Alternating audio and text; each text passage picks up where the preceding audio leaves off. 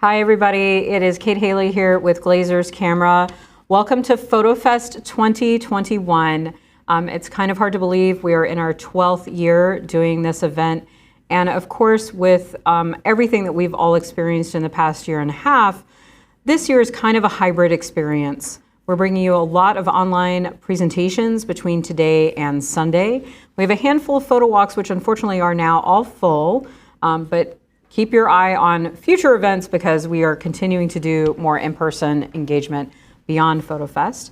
We also have a handful of vendors in the store this weekend, starting tomorrow and Saturday and part of Sunday.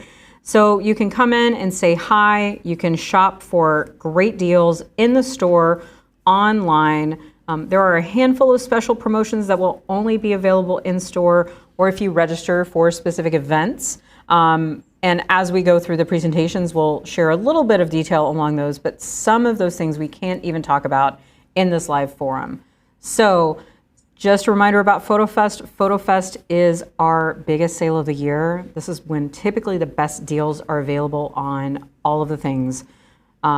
Instant rebates on cameras or lenses, camera bags, film, books. There's a ton of opportunities to save a little bit this weekend, and those sales start today.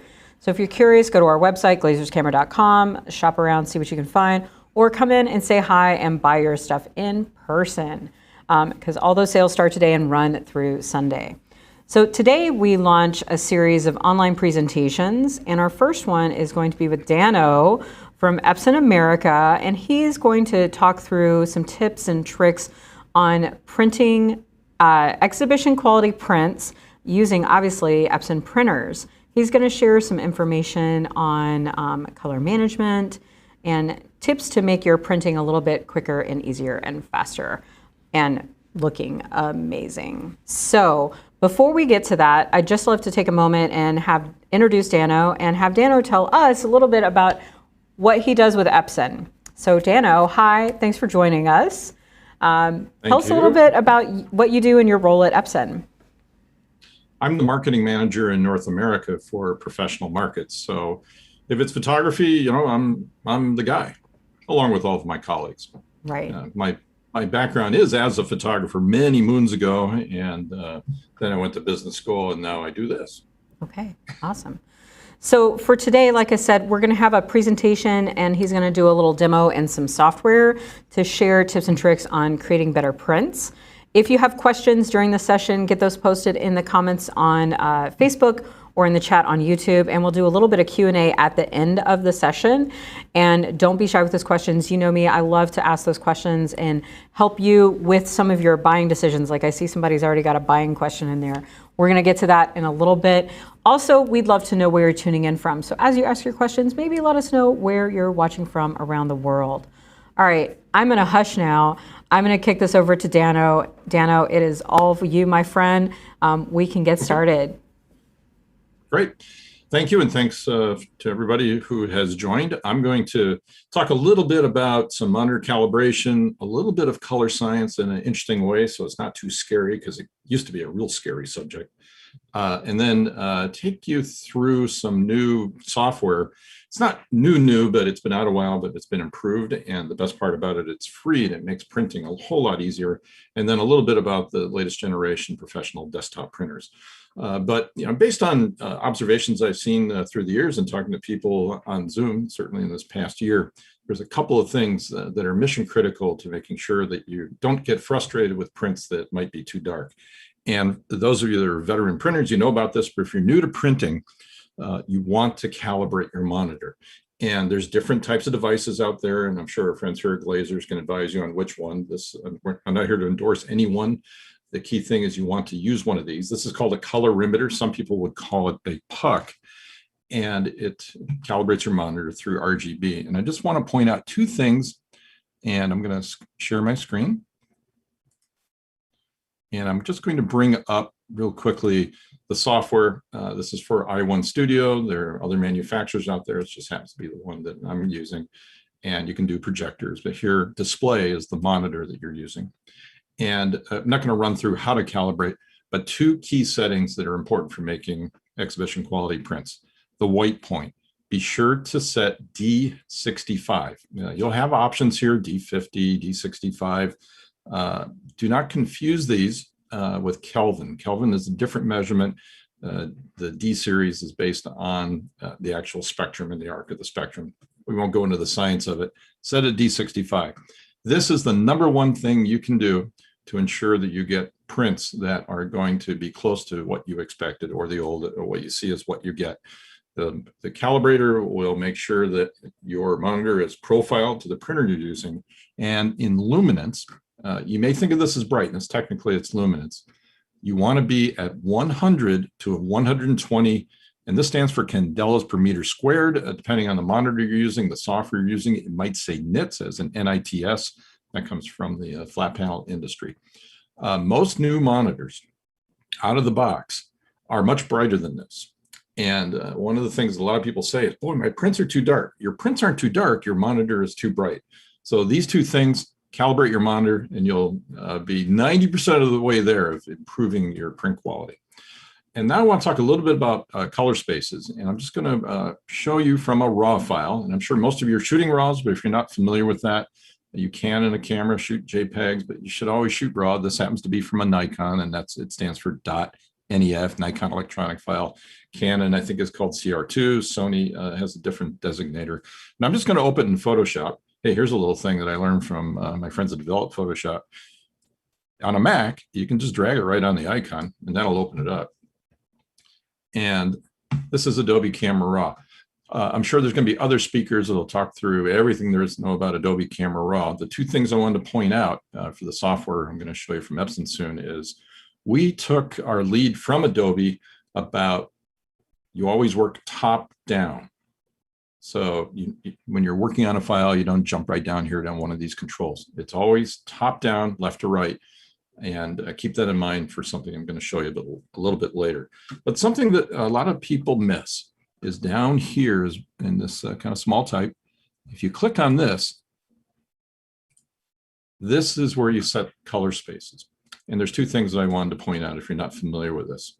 In color space, under space, and if you click here, you'll get all this stuff. Now, these are profiles. Those are not color spaces. The color spaces are above this black line. And you'll see here sRGB, ProPhoto, Display, Color Match. A little bit about what these are. sRGB was developed many years ago as the color space of the web. And it was developed by someone named Michael Stokes. He used to be at, I believe, HP and then at Microsoft. A lot of people thought the S stood for Stokes RGB, but it stands for standard RGB. But today, for printing, a lot of people would say the S really stands for satanic RGB because it's a relatively narrow space, and I'll demonstrate that shortly. Adobe RGB 1998 is often a default space for a lot of photographers. The history of this is quite interesting. This was a mathematical error from a different standard from SMPTE, which stands for the Society of Motion Picture Television Engineers. I'm not sure if I got that right. And they found an error with it that they couldn't use. But a scientist there said, you know, this could be a great color space for photographers. And it was in 1998. And he said, gee, these photographers are using this thing called Photoshop from Adobe. Let's call it Adobe RGB 1998. That's what that means.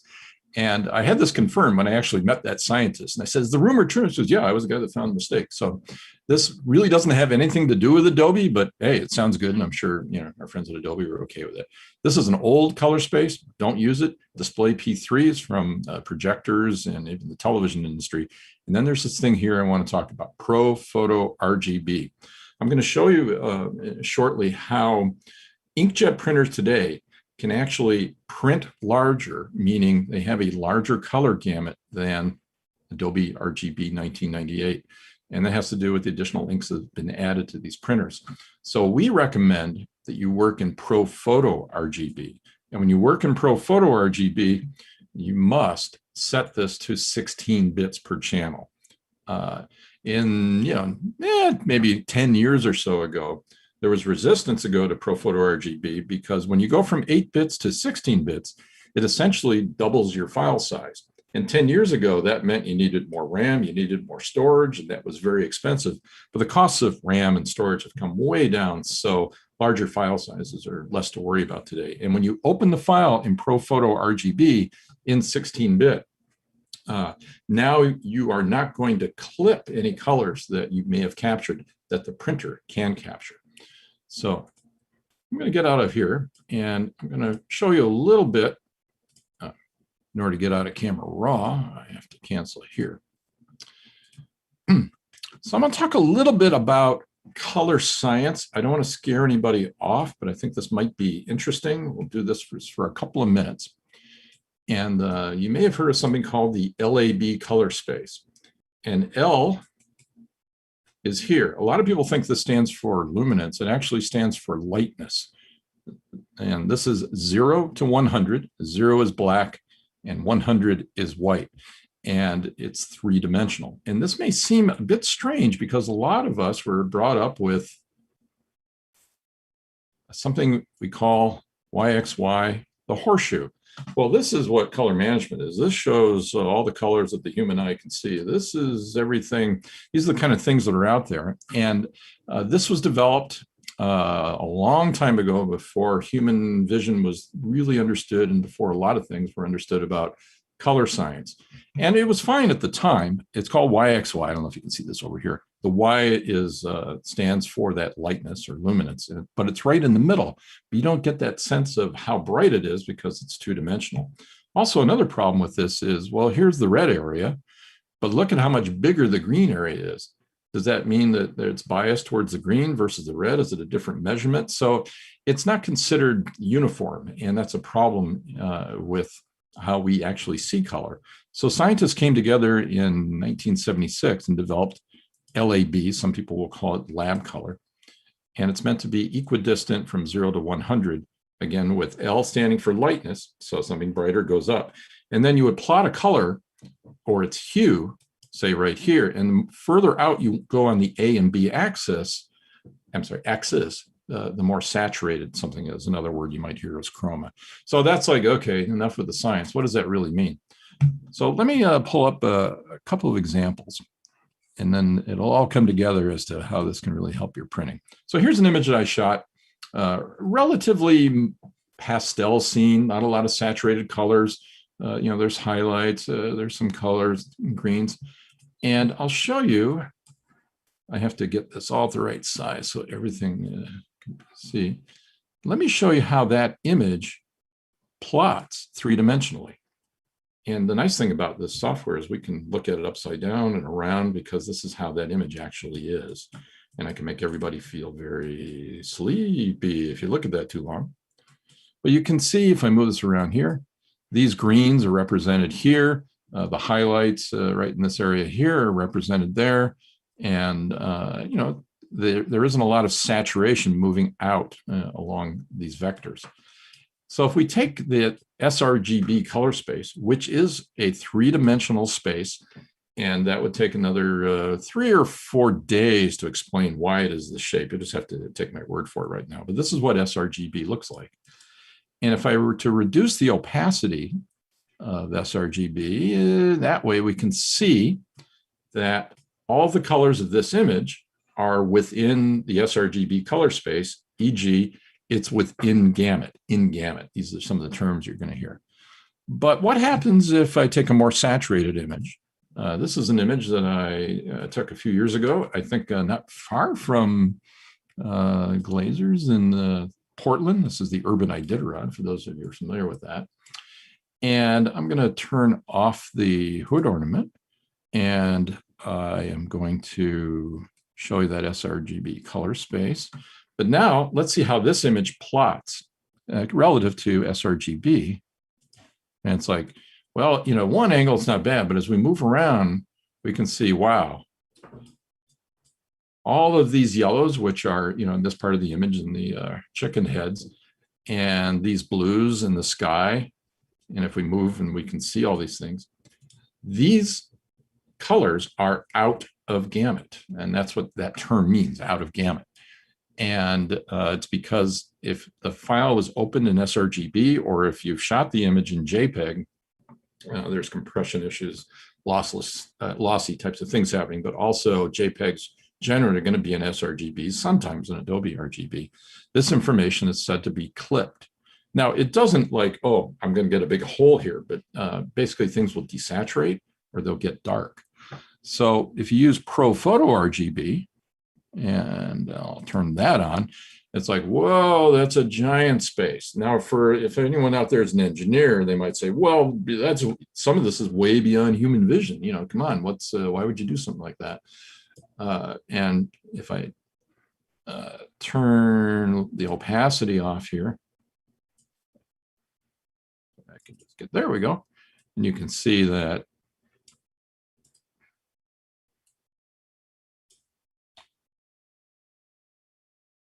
well, oh yeah, you can see the opacity is down. You don't see any colors that are being clipped because they're all inside this area. But there are, now this is beyond some of the gamut of the actual printer itself, but that's okay. And I'll show you something called rendering intent. This way you haven't clipped any information before you go to printing. If it's clipped, it's gone. So that's a little bit about color in 3 dimensions and these types of things. And now I want to take you through some software called Epson Print Layout. And then this will all come together about Pro Photo RGB in a second. So let's go to an image in Photoshop. And this is an image I shot recently in Philadelphia, a place called Graffiti Pier. I chose it because it has a lot of color saturation. Now, if you're on a Mac, the traditional way to print this would be to go to Command P, and then you would set all its parameters in Photoshop, and then you would have to go to Print Settings. That would take you to the Epson driver, and then you have to set a bunch of settings there. Then you have to go back to Photoshop, and there was this kind of awkward way of doing too many steps where you can make a mistake. So with Epson Print Layout, you launch it by going to File, Automate, and we'll launch Epson Print Layout. It's going to write the image, and it's going to bring it up. Let me make this a little bit bigger. And one of the things about Zoom is that all of the other controls sometimes get in the way, so I've got to move this around a little bit. I apologize for that. There we go. I'm going to move some stuff here over there. So Epson Print Layout has a browser down here of images that you bring into it, and you can adjust this however you'd like. We'll just kind of keep it like this. And thinking in terms of Adobe Camera Raw and how you work top down, these are the different sections, and they're carets, and you can open and close these. I prefer to just keep them open. So here we would set the printer. And of course, I work for Epson, so I have some printers, guilty. Here we're going to use like the P900. The media type is you would select your paper, select your size. It's working top down. With the P900, you have the ability, I'll show you in a minute, to do rolls and sheets. Black Enhance Overcoat and Gloss Smoothing are designed only for high gloss papers. And I'll talk a little bit about that later. But for a product like a paper like Legacy Platine, or a matte paper, you would not want to use these. They will slow down the printer. So after that's set, and I'm showing you some little pre-release software, so there's a little bug there. We're going to get that fixed, so it'll be in English instead of kanji. You'd go to Type, and the nice thing about Epson Print Layout is that you can do standard stuff, but you can also do panoramas, gallery wraps, or if you're working with Canvas, and there's also templates available. I like to say this is an argument I lost long ago about what happens if you have a horizontal portrait and a vertical landscape, but this comes from the monitor industry and we're stuck with it. So it's a horizontal image and it's landscape. One of the really nice things about Epson Print Layout, for those that have printed in Photoshop and you find, gee, I can't get my borders even, is by clicking here on center, you'll always be even. And you can literally just grab this and it'll stay equidistant. And you can just visually look and say, that's exactly what I want. But what if, some people like to sign their prints, but they still want those borders even. So you would go here to vertical. I take that back. You would go here to horizontal. And now I can just put this up here, but I'm pushing the mouse left and right, and nothing's happening. It's keeping it equidistant, so I can visually look at that and go, I want to leave this amount of space to sign. So this used to be, and really is, I wouldn't say impossible, but it can be challenging in the regular driver and through Photoshop in order to get even borders. And that's one of the nice things about this. And for those of you that are need to make prints to a very specific size for framing or matting, you can plug in numbers directly, right here if you need to. So after you've set that, and let's put this back to center. And what we like. Now comes the great thing about color management. As I mentioned before, with Photoshop, you have to ensure to prevent double color management. With most of the time, it's prevented now, but you can still work your way around this. If you have set the printer and the paper correctly, and you just go use ICC profile, Epson Print Layout will auto-select the correct profile, so you can't make a mistake. Now, if you have a lot of printers and you have a lot of different profiles in there, you can select them, but I don't know about you, and this has happened to me, but it's 2 o'clock in the morning, I've got a deadline, I've got to make a print, and you're looking for the right profile, and your eyes are a little bleary. This can get quite challenging and easy to make a mistake in Photoshop. Here, it automatically selects it correctly. And remember when I was talking earlier about out-of-gamut colors? How do you deal with an out-of-gamut color? You want to tell the printer if you want the colors to be remapped to the edge of the gamut, or if you want the printer to somehow take those colors and rework them within the entire scene. You can consult with engineers and scientists, and there's a lot of math involved, and you could come to what might be the best result after several hours of calculations. Or you can do a thing called soft proofing. You could always do soft proofing in Photoshop through a very unintuitive process, but you can do it here in Epson Print Layout simply by toggling between the two rendering intents that should be used for photography, relative and perceptual. Some people call this RELCO. The full name is relative colorimetric if you want to impress people, but it's relative or perceptual. These terms come from the pre-press industry. They have no meaning to us photographically. Some people, when I ask, well, why do you use perceptual? Well, it helps me to perceive the way the colors. And I said, no, it has nothing to do with that. It has to do with the printing press. So the best thing to do, if your monitor is calibrated, is look at the image. And on Zoom, you may not see it as much as I'm seeing here, but do you see the colors changing? So instead of trying to calculate, and is it, am I without a gamut colors? Am I mapping this way? Am I reorienting this way? Just choose the one that looks best. It's as simple as that. It makes it a lot easier. And always check black point compensation. Now, technically, black point compensation only works with relative colorimetric, and it has no impact on perceptual. You need it for relative colorimetric just because of the way the black point, and it's complicated. We don't have enough time for that. But since it doesn't hurt to have this check with perceptual, just leave it on, because if you turn it on and you turn it off, and then you do select relative colorimetric, and I think this is the greatest thing for this, and you have it off, then you're going to have a bad result. So best practice, just leave it on. And then you're ready to print. It's that simple. So let's talk a little bit about how would you do a black and white print. So if I go back to Photoshop, this is an image. I don't know if for those of you of a certain age, if you recall an Epson ad a few years ago, it was all about, we used to call it the shot of the shot. And it was what a photographer would go through in order to get a shot. And then, in the end, it was all about the print. And we did a shoot in the desert in Arizona of an aviation photographer in a chase plane photographing another plane. But we were in Arizona in August. It was too hot to fly. So I had a free day and I found this abandoned dog racing track north of Phoenix and made this image in black and white. But let's take this into Epson Print Layout. If we go to Automate, same thing, Epson Print Layout. It'll load the image.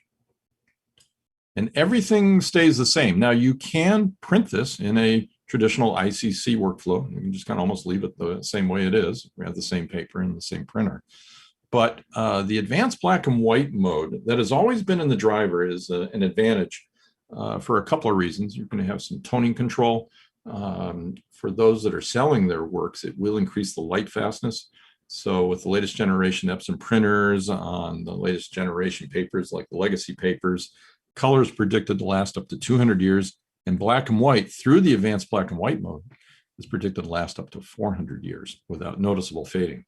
So everything stays the same, but instead of use ICC profile, we select advanced black and white photo mode.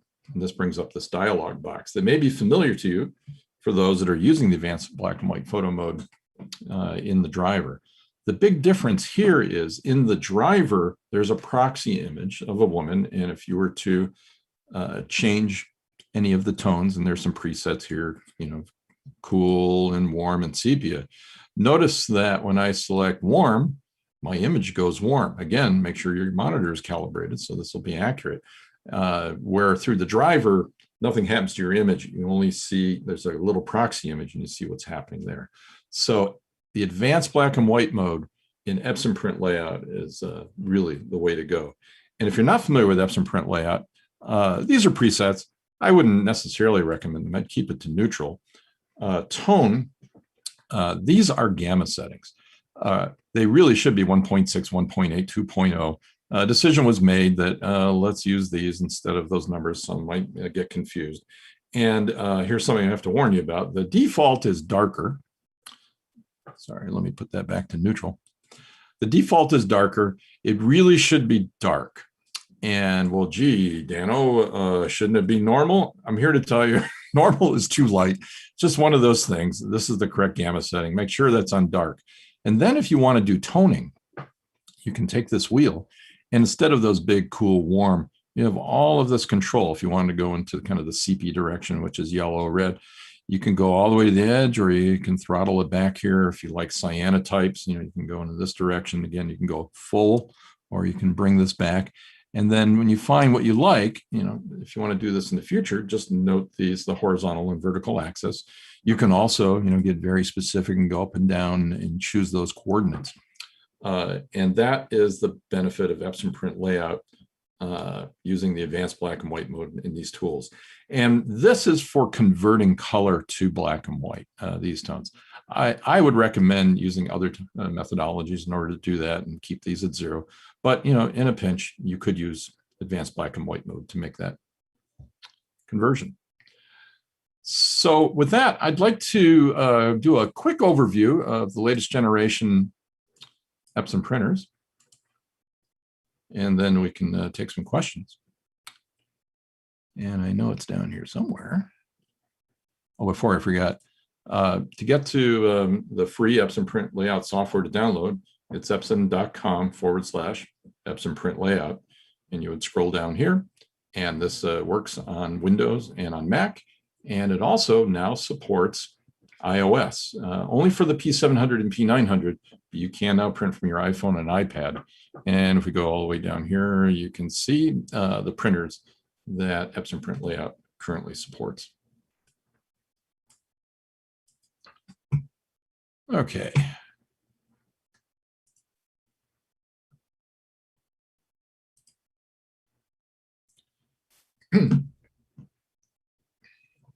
So there's 2 new printers. We launched these about a year ago, right as the pandemic kind of took hold. And so getting the communications out and also supply of these has been a little bit of a challenge, but they are now slowly moving into the channel, and Glazers will be able to get them for you. But the P700 is a 13-inch printer. It replaces the older P600, and the P900 is a 17-inch wide printer, and it replaces the P800 for those that are familiar with those printers. Before the P800 was the 3880, and before that was the 3800. The P800, the P600, these are great printers. These are great looking printers. These new printers, they almost look like stereo components. It's a completely new, very sleek design. And there is a very large 4.3-inch touchscreen, much bigger than on the P800, and I'll talk a little bit about that in a minute. The big news with these printers is there is a new 10-channel printhead. So now there are dedicated channels for both photo black and matte black. So there's no switching. With older printers, you physically had to switch and change from matte black to photo black ink. And, in the P800, it would do it for you automatically, but still it took time, and it also wasted, a few milliliters of ink. So that's the big news, no switching. In addition to 2.5 gigahertz, there's now 5 gigahertz from wireless. And it's very exciting. To be honest with you, I'm not sure what the real benefit is, but there is an internal light. So when the printer is printing, you can look inside and watch the progress of the print. These printers, again, 13 inches wide, 17 inches wide, but they are up to 30% smaller as far as the overall footprint. And that is useful for a lot of people in small spaces. Many of my friends in Manhattan love this printer, especially for the last year when they've been kind of cooped up inside. This does not take up a lot of space. And you can see these from the front and the measurements and the side view. And this shows how the P700 has a built-in roll holder that you can do rolls from 13 inch. And the P900 is an accessory you have to purchase in order to do rolls 17 inch. And this is a big improvement over the P800, which was basically just kind of a rod and a couple of gears. This is a much more professional way to do rolls than the P900 and keeping dust out. This is what a printhead looks like. You really should never see one of these things unless there's, something's gone wrong. But there are now these 10 channels, so there's no switching between photo black and matte black. There is a ink repelling coating that reduces nozzle clogs. But here's a big thing about MicroPiezo technology. This has variable droplet sizes down to 1.5 picoliters. For those that don't know, a picoliter is 1/trillionth of a liter, meaning it's a very, very small dot. But in addition to that very small dot, there are other droplet sizes larger that mix together, and that's what makes an Epson print look photographic. Some people say, well, what's the difference between Epson's technology and other manufacturers? With MicroPiezo, there's no heat. There's an electrical impulse that accurately places ink on paper in those variable droplet sizes, and the printhead is intended to last the life of the printer. With thermal systems that another manufacturer uses, it's heat, and they use heat to change the viscosity of the ink, and it's literally an explosion of ink on the paper that creates satelliting and spray at a microscopic level, and then all sorts of mathematics and screening algorithms and air diffusion is used to hide that, and they can only do a fixed droplet size. They often have more droplets than a MicroPiezo, but they're dealing with a lot of air diffusion. And there's also the printhead needs to be replaced on a regular basis, where the printhead is designed to last the life of the printer on MicroPiezo technology. The Pro 10 ink set, there is a new ink, and this gets into why we recommend that ProPhoto RGB, 16-bit, otherwise you might get banding. There's a new violet ink that expands an already wide color gamut. And these two new inks are not new inks, gray and light gray. These replace light black and light black because I think we finally got tired of all the jokes. Isn't light black gray? And what does light black mean? But in a P700, 25 milliliter cartridges, and in a P900, 50 milliliter cartridges. The carbon black mode, as I mentioned earlier, is only for high gloss papers. For those people who are still using, it's not a big market, but there are some people that love like metallic glossy paper. The D-Max, it's always hard to get a black on those. And with the carbon black mode engaged, you will get a much richer D-Max. This is a simulated image, but in my testing, it does really dramatically improve blacks only on the high gloss papers.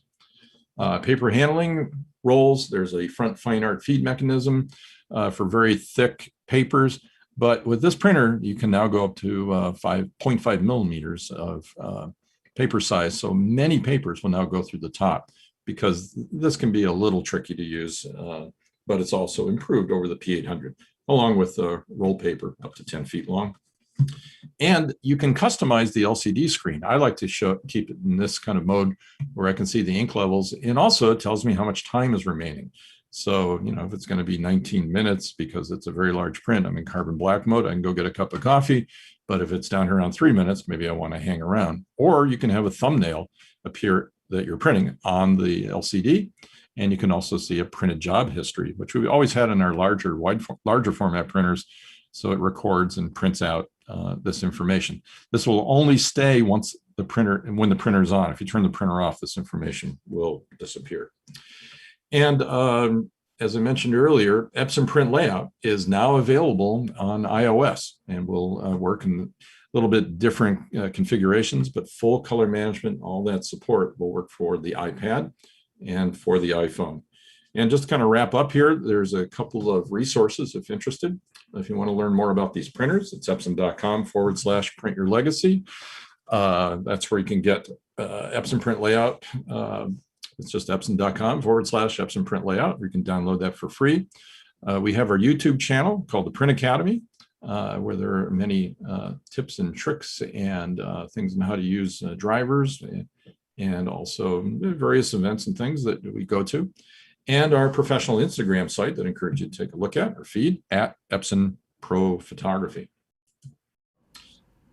So with that, I think we have a few minutes. Yeah. Are there any questions? We have a couple that came in. There was a couple that were specific to like products that the store has in stock, and we do have the P700 in stock right now. We're waiting, I think, for some more P900s to show up. But one tip is if you're really interested in the P900, you can give us a call and we can put your name down for it when it comes in. And then we just give you a call when it's here. So that's pretty awesome. So let me ask you a couple of questions about the software that you showed us. One question, so apparently there's the app version, which I got excited about because I'm like, oh, I could put the app on my iPad and send a file to our P900 or 700 here in the store, and that would be really cool. So I'm excited about that because then I don't have to bother Devin to help me print stuff. So, so one person was asking for the desktop version. Is there an option that you can use outside of a program like Photoshop, or is it like a Photoshop plugin? You can use it in Lightroom. Okay. Just go through. So I get automate. Yeah. Sure. So is there an option that's outside of the Adobe suite, I guess is really the question. You can open the file directly into Epson Print Layout. And print Okay, great. Okay, because that's one question. So Jared, yes, Sure. You'd be able to open that as a standalone software then. Let's see, he had a couple of questions. Does the software support the majority of printers, like so some of the older printers from Epson, or is it just like the P700, 900? Well, on the web page, let me bring it up real quick. Oh, does it say there all the models it supports? There they are. These are the supported printers. Okay. All right, so check that out, Jared. I had dropped the link in the chat already, so you can just click on that link and read those details. Let's see. Okay, I'm going to ask a question that I don't understand. Do these new printers support sublimation? No. And I've got Devin shaking his head no, so apparently not. I think just for those they're who might inkjet be printers, right? Okay, right, because that's a dye sub is a different process. I get it now. Dye sublimation, which is for Get it now. That was metal. right, and that was the word I was missing, was the dye part of that, because I am familiar with that process a little bit. Okay, awesome. Well, I know Devin learned a lot. I learned a lot, and I'm glad I knew some stuff. well, no, Devin always knows things, but this was, I think Devin picked up a couple of tricks because we were both excited about the print layout software, honestly. So I just want to thank you so much for your time and all that information. We really covered a lot in a short amount of time. Yeah, we appreciate that. Good first session. Good first session to kick everything off. On the clock here. Yeah. Yeah. I was kind of going through things, but we can go into a lot more detail on a lot of these things. Yeah, we could spend an entire weekend on color management alone. I mean, let's be real. So I wanted to show that three-dimensional color because it's kind of abstract, but when you see like when people say, "Oh, it's auto gamut," what does that mean? Oh, now I understand, and that's why I want to use this color space so I don't clip it. Yeah. So I know we're going to keep this one up on our YouTube channel for a little while. I might be able to talk Dano into it being up for a longer than a little while, but it should definitely be up through the weekend so you can watch it again. And if you have questions about printing or what printer to buy, because I know there were some questions about that at the beginning, feel free to come in or give the store a call and we can help fine tune those answers for you so you make the right printer choice for you and your needs. For sure, don't be shy, give us a call or come in and say hi. I would love to see you here, of course. Dano, we're going to let you go. And I just want to thank you so much for your time and all of that great information. It's a great way to kick off Photofest. So we have a variety of programming this weekend. A ton of brand ambassadors from Canon, Nikon, Sony, Fuji, Profoto, Sigma, Tamron. I'm going to forget all the names, but Leica. Yeah, we have a Leica ambassador on Sunday. That's going to be cool. I mean, there's so much great programming. So thank you for getting us kicked off with us today, Dano. We love it. And if you guys, like I said, you got more questions, let us know. Post those questions in the comments on YouTube. Give us a call, come in, say hi, whatever works best for you. We're going to let everybody go for now. We'll be back at 3:30 for our next presentation with Hanamula, and it's on printing the keepers. How to select those best shots, and those are the ones you print. So come back for that at 3:30. Dano, thank you again, and to everyone at Epson. Thank you. We appreciate it. Have a great day, everybody. Dano, hang on the line for just a moment when we go off air. Okay? All right, thanks, everybody. We'll see you back in a couple of hours.